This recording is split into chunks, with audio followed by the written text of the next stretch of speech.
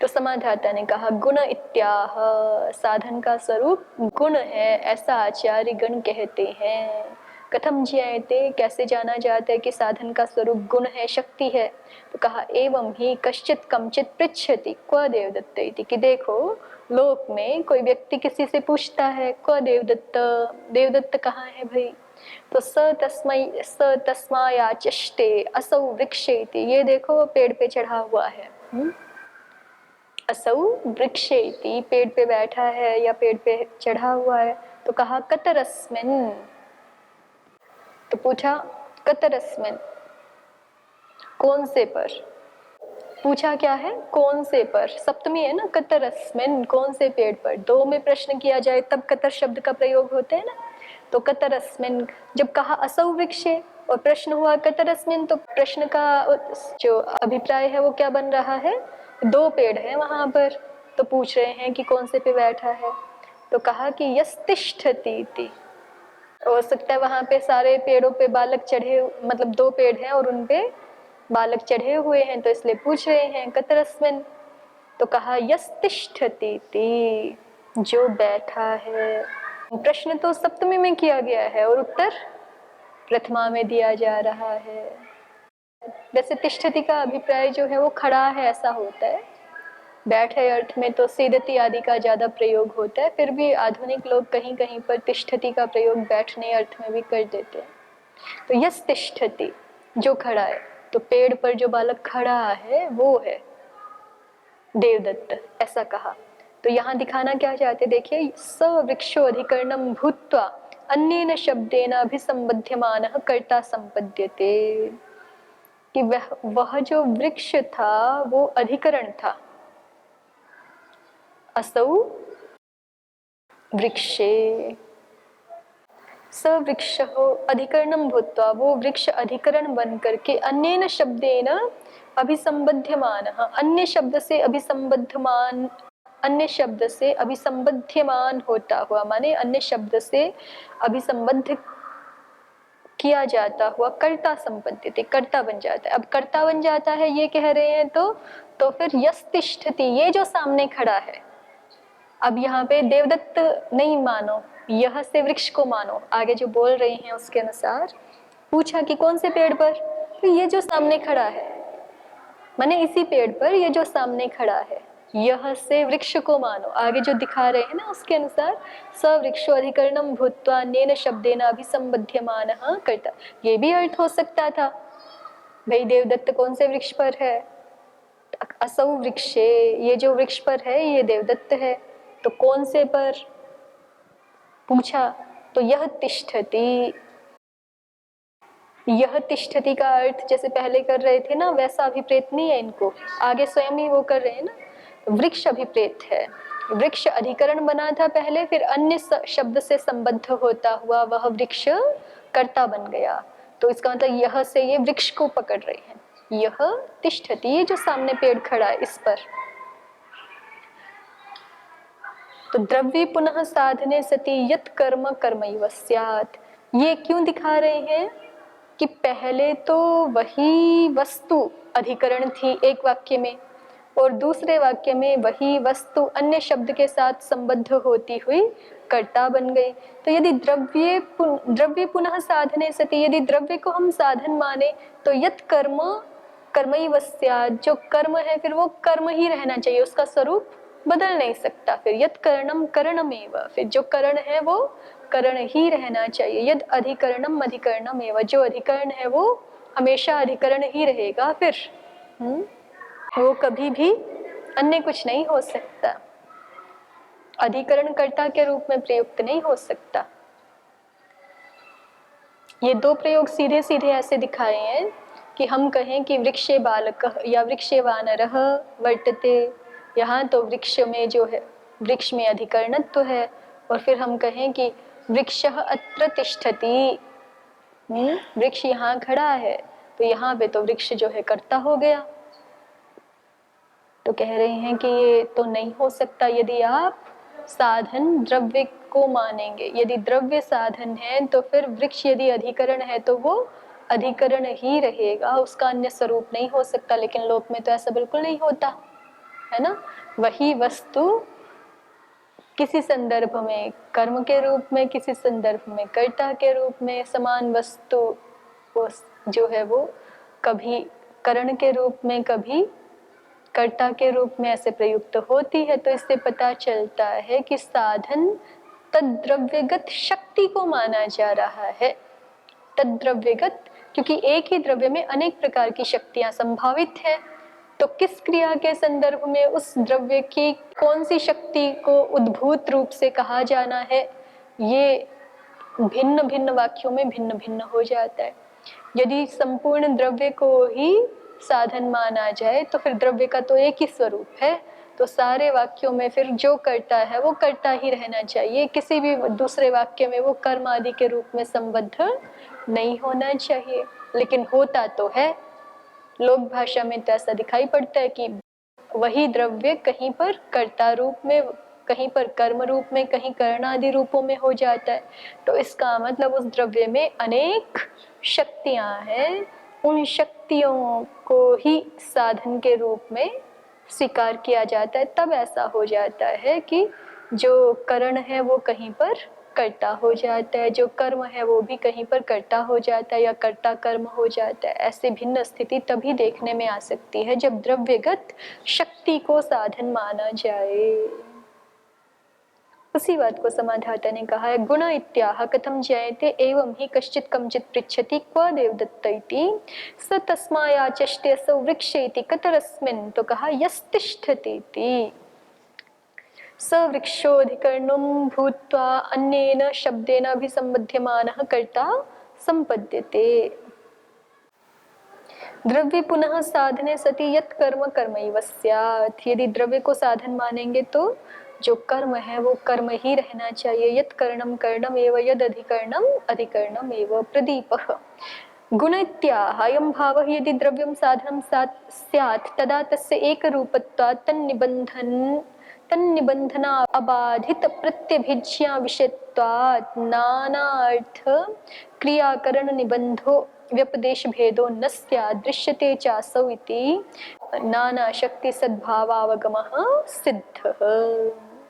यदि द्रव्यम साधनम स्यात्, यदि द्रव्य ही साधन हो, तदा तस्य एक रूपत्वात्, तब उस द्रव्य के एक रूप होने के कारण से तन्निबंधन अबाधित प्रत्यभिज्ञा विषयत्वात्, तन्निबंधन अबाधित प्रत्यभिज्ञा विषयत्वात्, उस निमित्त से माने द्रव्य एक ही रूप है तो उस एक रूपता के कारण से अबाधित प्रत्यभिज्ञा विषय वाला हो जाएगा।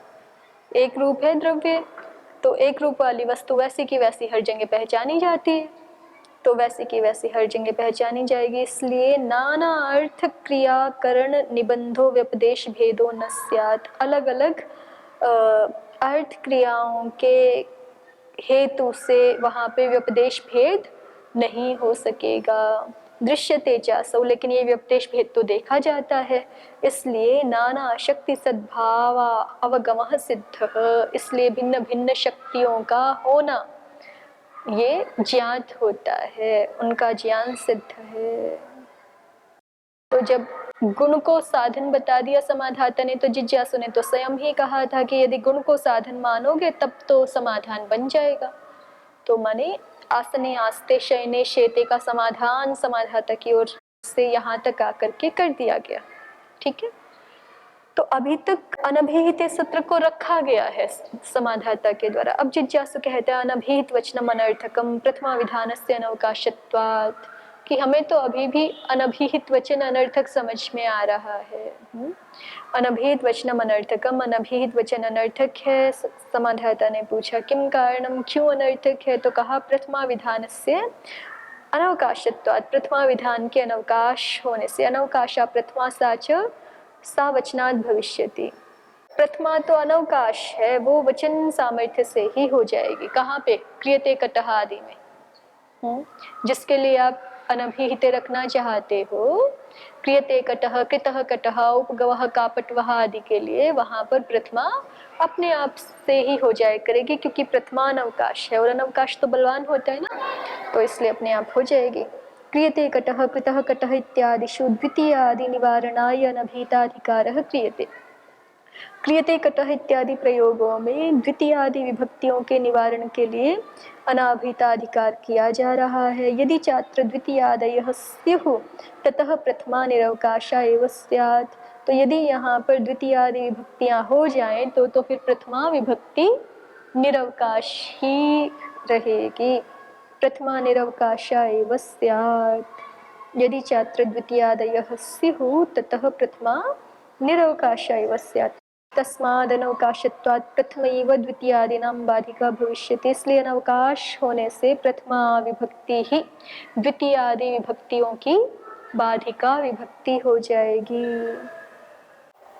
कह रहे हैं कि द्वितीय आदि के लिए दो जैसे कर्मणि द्वितीय को ही ले लीजिए तो करोति कटम यहाँ भी प्राप्त हो रहा है मान लीजिए, और क्रियते कटह में भी प्राप्त हो रहा है। तो कह रहे हैं कि यदि क्रियते कटह में भी कर देंगे तो फिर प्रथमा को कहीं अवकाश ही नहीं मिलेगा।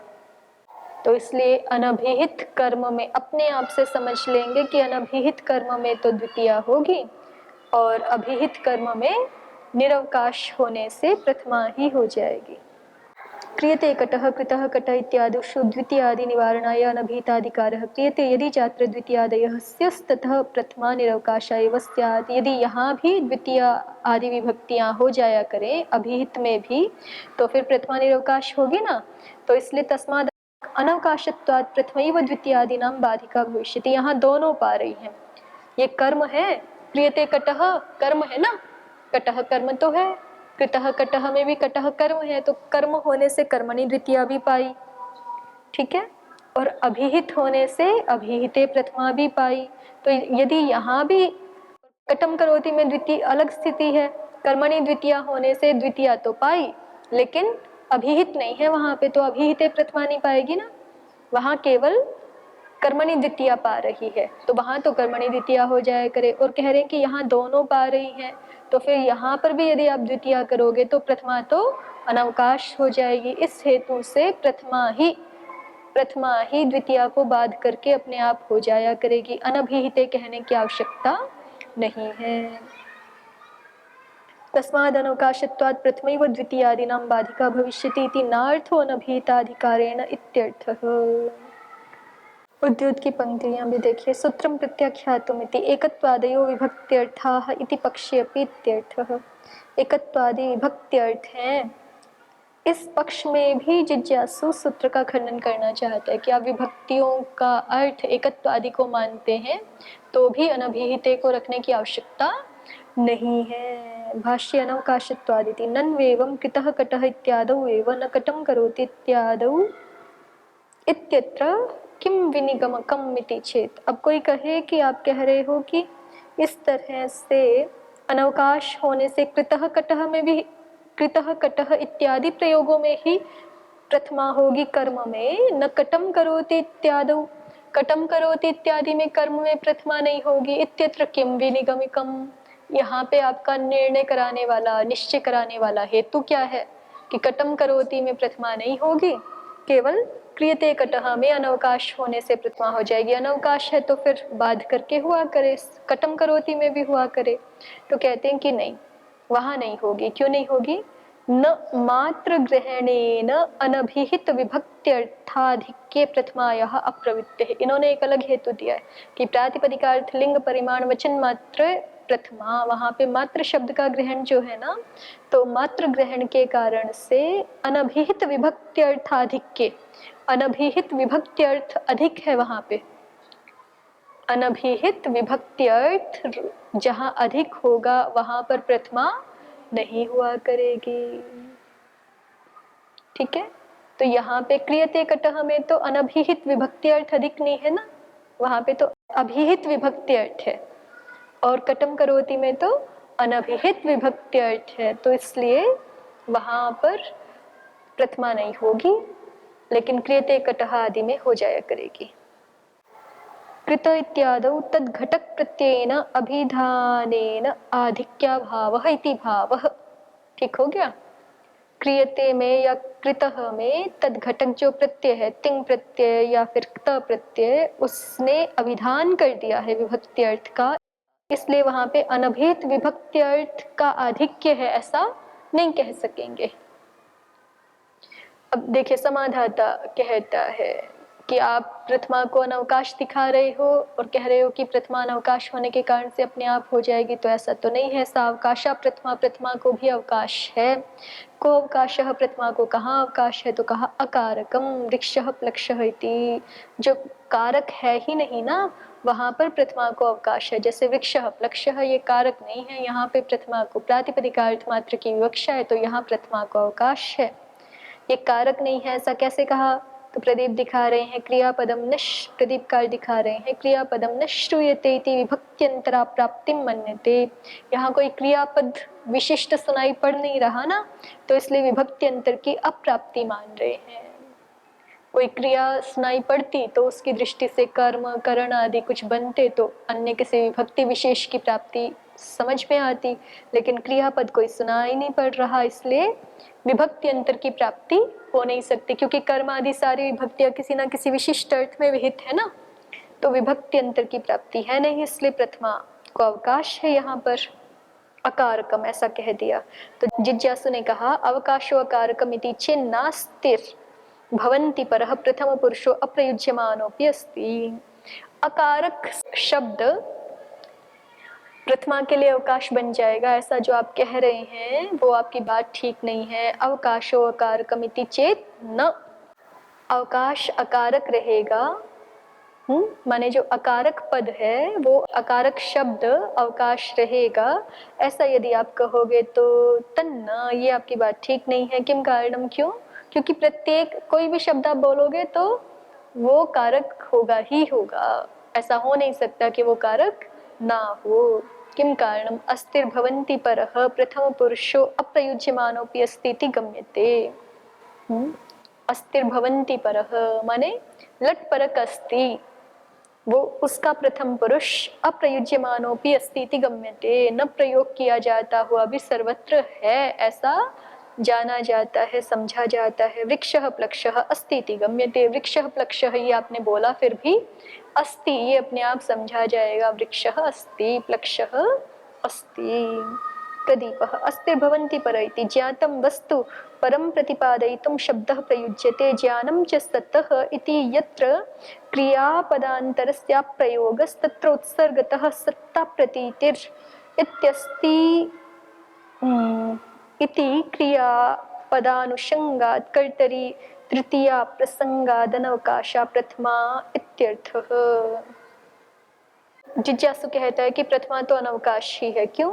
ज्ञातम वस्तु परम प्रतिपादयितुम शब्दः प्रयुज्यते। जो हमारे द्वारा ज्ञात वस्तु है वो हम दूसरे को प्रतिपादित जब करना चाहते हैं उसके लिए शब्दः प्रयुज्यते, शब्द का प्रयोग किया जाता है। ज्ञानम च सतः, और ज्ञान हमेशा विद्यमान का ही होता है।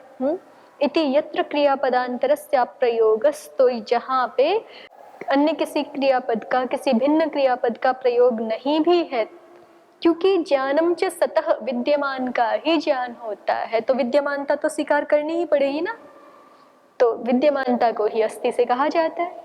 तो इसलिए जहाँ आप कुछ भी नहीं बोल रहे हैं वहां भी अस्ति रहेगा। तो तत्र उत्सर्गतः सत्ता प्रतीतिर, तो इसलिए जहां भी आप ज्ञान कराने के लिए, वृक्षः ज्ञान कराने के लिए बोल रहे हो ना, तो ज्ञान कराने के लिए बोल रहे हो, इसका मतलब वहां पे विद्यमानता है। तो इसलिए कह रहे हैं तत्र, जहाँ किसी क्रिया पदांतर का अप्रयोग होता है, किसी भिन्न क्रियापद का प्रयोग नहीं भी दिखाई पड़ता है, वहां भी तत्रोत्सर्गतः सत्ता प्रतीति, वहां सामान्य रूप से सत्ता की प्रतीति तो होती ही है। इसलिए अस्तिति क्रियापदानुषंगात, इसलिए अस्ति क्रिया वहां जुड़ जाती है। तो कर्तरी तृतीया प्रसंगात, और कर्ता में तृतीया का प्रसंग ये है नहीं, क्योंकि अनभिहित कर्ता नहीं है, तो इसलिए अनवकाशा प्रथमा, प्रथमा अनवकाश ही है। नहीं, तृतीया अप्रसंगात नहीं, जिज्ञासु कह रहा है कर्तरी तृतीया प्रसंगात, क्योंकि जिज्ञासु तो अनभिहित सूत्र को मान नहीं रहा ना, अभी ये ध्यान रखना पड़ेगा। जिज्ञासु अनभिहित पद को मान नहीं रहा, तो वो कह रहा है कि वृक्षः अस्ति, यहाँ पर भी अस्ति क्रिया है, ठीक है, और अस्ति के कारण से ये कर्ता बना, और कर्ता बना तो कर्तृकरणयोस् तृतीया के अनुसार यहाँ तृतीया होनी चाहिए। तो यहाँ पर तृतीया का प्रसंग है।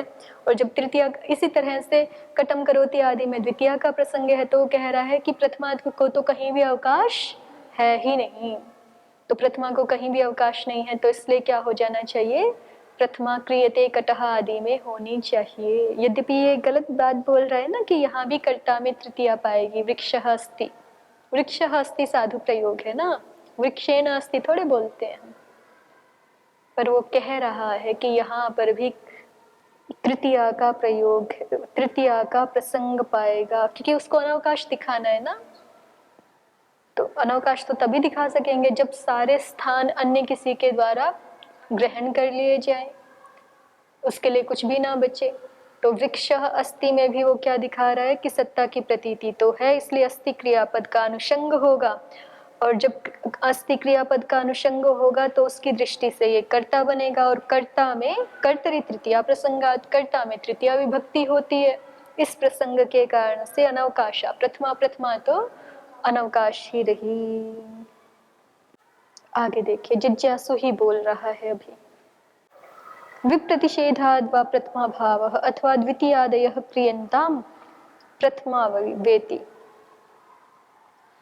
या फिर ये समझिए कि ये स्थिति है सामने कि हम द्वितीयादि विभक्तियां करें कि प्रथमा करें, तो प्रथमा भविष्यति विप्रतिषेध है ना, प्रथमा विप्रतिषेध के कारण से हो जाएगी। द्वितीयादि नाम अवकाशः कटम करोति भीष्मम् उदारम शोभनम दर्शनीयम, द्वितीया को यहाँ अवकाश मिल गया कटम करोति में, तो प्रथमा यहाँ अवकाशः अकारकम, और प्रथमा का अवकाश कौन हो गया, जो कारक नहीं है। अब जिज्ञासु समाधाता की बात को ही मान के कह रहा है, क्योंकि जिज्ञासु ने तो पहले मना किया था अवकाशो अकारकम इति चेत न, इति चेत तन्न, ये जिज्ञासु का पक्ष है ना। लेकिन जिज्ञासु समाधाता की बात को ही मान के कह रहा है कि आपकी दृष्टि से प्रथमा यहाँ अवकाश, प्रथमा के अवकाश कौन हो गए, अकारकम वृक्षः प्लक्षः, जो आप दिखा रहे थे। समाधाता ने बोला है ना, ऊपर देखो सबसे ऊपर सावकाशा प्रथमा को अवकाशः अकारकम वृक्षः प्लक्षः, तो समाधाता के मत को उद्धृत करके कह रहा है कि आपके मत के अनुसार प्रथमा के अवकाश हो गए अकारकम वृक्षः प्लक्षः, और द्वितीय आदि का अवकाश हमने दिखा दिया कटम करोति भीष्म उदारम शोभनम दर्शनीयम। तो यह उभयम प्राप्नोति, जब इस प्रकार का प्रयोग करना होगा, कृतः कटः भीष्मः उदारः शोभनो दर्शनीयः इति, तो फिर यहाँ दोनों विभक्तियां पा रही है, अभिहित होने से प्रथमा और कर्म होने से द्वितीय। ठीक है, कर्म होने से द्वितीय। अनभिहित सूत्र नहीं रखेंगे हम, जिज्ञासु इस पक्ष पर अभी भी अविचल है कि हम अनभिहित नहीं रखेंगे, तो कृतः कटः भीष्मः उदारः में कर्म होने से द्वितीय पाएगी और अभिहित होने से प्रथमा पाएगी। तो प्रथमा भविष्यति विप्रतिषेधेन, विप्रतिषेधे परम कार्यम होता है ना, जो बाद वाला सूत्र है वो कार्य करता है।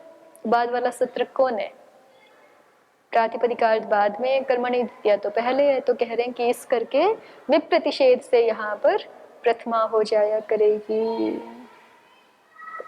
प्रदीप ने लिखा है स्पष्टता के लिए, विप्रतिषेधाद् वेति सावकाशत्वम अभ्युपगम्य इदम उच्यते। ये जो बात कही है ये प्रथमा की सावकाशता को स्वीकार करके, यद्यपि उसका अपना मत नहीं है प्रथमा की सावकाशता, उसने तो प्रथमा को अनावकाश दिखाया अभी अभी ऊपर, लेकिन फिर भी समाधाता के मत से प्रथमा को सावकाश मान करके तब ये विप्रतिषेध दिखा रहा है।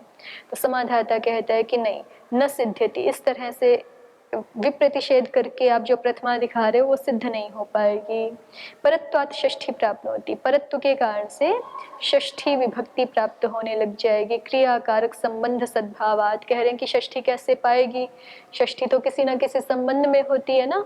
तो प्रदीप कार ने दिखाया क्रियाकारक संबंध सद्भाव, क्रिया और कारक का संबंध है यहाँ पर, तो क्रियाकारक संबंध को मान करके षष्ठी होने लग जाएगी। तो जिज्ञासु ने कहा शेष लक्षणा षष्ठी अशेषत्वा न भविष्यति, कि आप ही ने कहा था पहले कि षष्ठी शेष लक्षणा होती है।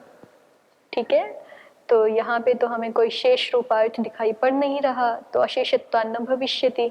जिज्ञासु क्या देख रहा है, प्रदीप को देखिए, प्रातिपदिकार्थस्य व्यतिरेकाभावात्, कि यहाँ प्रातिपदिकार्थ से अतिरिक्त कोई अर्थ कहना अभिष्ट नहीं है। समाधाता क्या देख रहा था, क्रियाकारक संबंध है, उसके कारण से षष्ठी हो जाएगी। जिज्ञासु देख रहा है कि केवल प्रातिपदिकार्थ ही है, षष्ठी कैसे करोगे।